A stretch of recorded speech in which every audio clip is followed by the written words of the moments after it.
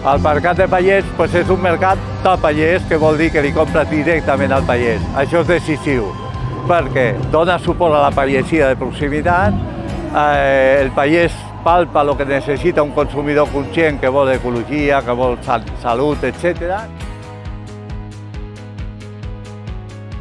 Il mercato contadino è il primo modo di garantire la sovranità alimentare. In realtà è uno dei sistemi più antichi e ancestrali di assicurare che quello che viene prodotto venga consumato, oltre a riconnettere la città con la campagna.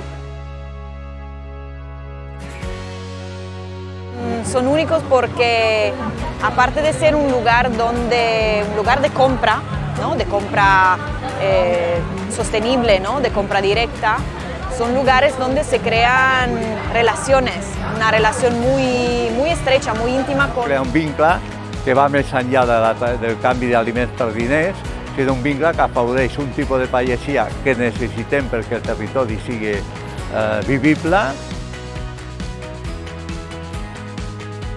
Y el campesino te puede decir que no, que esto te lo dejo, que con esto lo cortas fino y haces una ensalada. La gente con lluvia, con sol, cualquier día baja para comprar con su carrito porque ya no puede vivir sin ese producto. Una vez que lo has probado no hay vuelta atrás.